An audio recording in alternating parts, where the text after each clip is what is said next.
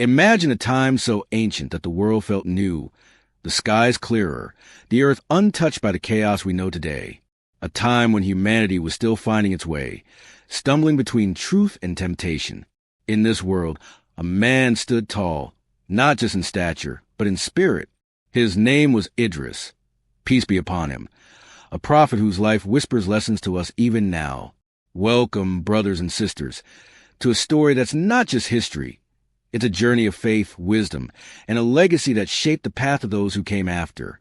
Let's dive into the life of Prophet Idris, a man the Quran calls the truthful and the patient, a man whose story is as mysterious as it is profound. Long before cities rose and empires fell, Idris walked among a people who were slipping into darkness. The descendants of Adam, peace be upon him, were beginning to forget the one who created them. They were drawn to idols, to desires, to the whispers of Shaitan. But Idris, he was different, born into a world of confusion. He carried a light that refused to dim. The Quran tells us in Surah Maryam, and mentioned in the book, Idris. Indeed, he was a man of truth and a prophet, and we raised him to a high station. A high station, what does that mean? Was it a rank in this world, or something far greater? Hold that thought, because his story is about to unfold. Idris, peace be upon him, wasn't just a man of words. He was a man of action. Tradition tells us he was born in a land that some say was ancient Babylon or Egypt, though the exact place is lost to time. What we do know is that he was a descendant of Adam through Seth, peace be upon them both. His people knew him as a man of wisdom, someone who didn't just speak truth, but lived it. He was a tailor, they say, stitching garments with such skill that every thread was a testament to his patience. But his real work? Stitching hearts back to Allah. He called his people to worship the one true God, to leave the idols they begun to adore. Why worship stones? He'd ask. Why bow to what your hands have carved when the creator of the heavens and earth is watching over you? The Quran doesn't give us every detail of his life, but what it does say is powerful. In Surah Al-Anbiya, Allah describes him among the righteous, saying, and Ismail and Idris and Dhul-Kifl, all were the patient. Patience wasn't just a trait for Idris. It was his shield. His people mocked him, ignored him, even threatened him, but he never wavered. He'd stand in their gatherings, his voice calm but firm, urging them to turn back to Allah. Your Lord is always near, he'd say. He sees your deeds, your hearts. Return to him before it's too late. Some listened, their hearts softened by his words. Others turned away, their pride too heavy to let go. But Idris was more than a preacher. Stories from tradition, passed down through scholars, paint him as a man of incredible knowledge. Some say he was the first to write with a pen, the first to study the stars, not to worship them, but to understand the signs of Allah's creation. He taught his people to measure time, to observe the heavens, to see the order in the universe as proof of a single creator. Imagine him under a starlit sky, pointing upward, saying, look at this. Every star, every orbit, every moment. It's all by his command. His wisdom wasn't just spiritual. It was practical, guiding his people to live better, to think deeper. Now let's talk about that high station the Quran mentions. Some scholars say Idris was lifted to heavens, like Prophet Isa, peace be upon him, spared from death in this world. Others say his high station was his closeness to Allah, his rank among the prophets. There's a beautiful story, not in the Quran but in the narrations, that an angel took Idris on a journey through the heavens. He saw the wonders of the unseen, the realms of Allah's creation, and returned with a heart even firmer in faith. Whether this journey was physical or spiritual, it shows us one thing. Idris was special, chosen for a purpose beyond what we can fully grasp. His life wasn't long by today's standards. Some say he lived for 300 years, others less, but its impact was eternal. He left behind a legacy of tawhid, of standing firm, of seeking knowledge for the sake of Allah.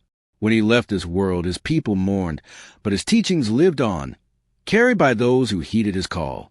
Idris, peace be upon him, reminds us that no matter how dark the world gets, one voice, one heart, one life dedicated to Allah can change everything. So what's the lesson for us? Idris teaches us to be patient, to seek knowledge, to speak truth even when the world turns away. His story isn't just a tale from the past. It's a call to action for you and me. Let's carry his light, stitch our lives with purpose, and aim for that high station with Allah. Until next time, keep seeking, keep learning, and keep the faith alive. Picture a world where the winds carried whispers of truth, where one man's voice rose above the noise of disbelief, calling humanity back to its creator. That man was Idris, peace be upon him, a prophet whose life was like a beacon in a storm. Last time, we walked through his early days, his unwavering mission to guide his people away from idols, and his remarkable wisdom. But there's more to his story, moments of struggle, triumphs of faith, and mysteries that still echo in our hearts today. So, brothers and sisters, grab a seat, open your mind, and let's journey deeper into the life of Prophet Idris, a man whose legacy refuses to fade. Idris, peace be upon him, lived in a time when humanity was young, but sin was already old. His people, descendants of Adam, peace be upon him, had started chasing shadows, carving idols, chasing desires, forgetting the one who gave them breath. Idris didn't just see this. He felt it. His heart ached for his people, but also burned with hope. The Quran tells us in Surah Maryam, and mentioned in the book, Idris.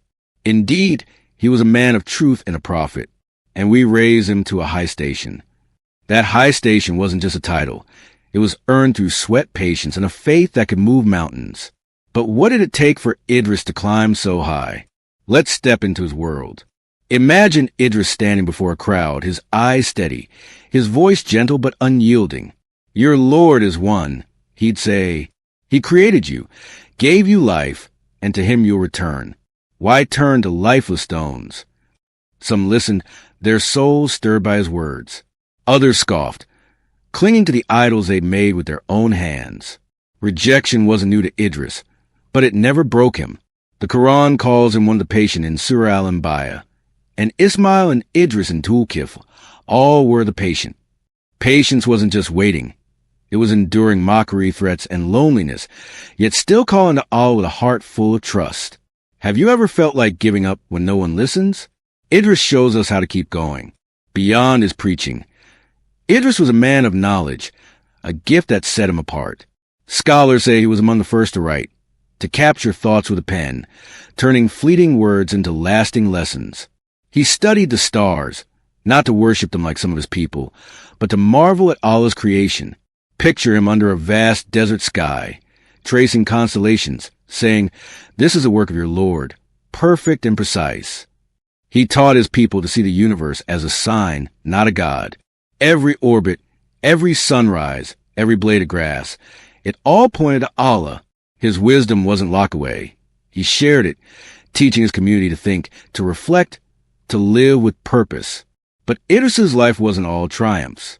Tradition tells us he faced resistance that tested his soul. Some of his people, drunk on pride, refused to change. They'd challenge him. If your God is so great, why doesn't he punish us now? Idris didn't argue with anger. He answered with truth. Your Lord is patient, he'd say, but his justice is certain. Turn back before it's too late. His words were like seeds. Some fell on rocky hearts, but others took root, growing into faith that outlived him. Isn't that the beauty of a prophet's mission? Even a single heart changed is a victory for eternity. Now, let's touch on that mysterious high station again. The Quran doesn't spell it out, but scholars have pondered it for centuries. Some say Idris was taken to the heavens, alive, like Prophet Isa, peace be upon him. Others believe it was his spiritual rank, his closeness to Allah, that earned him this honor. There's a story, not in the Quran but cherished in tradition, that an angel, perhaps Jibril, took Idris on a journey through the skies. He saw the wonders of the unseen, the heavens layered like a tapestry of divine art. Whether this was a vision or a physical ascent, it shows us Idris was no ordinary man. His heart was tied to Allah in a way few could fathom. When Idris's time on earth ended, his legacy didn't. His teachings, his patience, his love for knowledge, they rippled through generations. He reminded humanity that truth isn't loud or flashy. It's steady, like a star guiding you home. For us today, Idris is a call to action. Be patient when the world tests you. Seek knowledge, not for fame, but to know your Creator. Speak truth, even if your voice shakes. His life whispers to us, aim high, not for this world, but for the one who made it. So what's next? Idris' story isn't just history, it's a mirror. Reflect on it. How can you carry his light in your life? Until we meet again, keep seeking the truth, keep your faith strong, and let's aim for that high station together.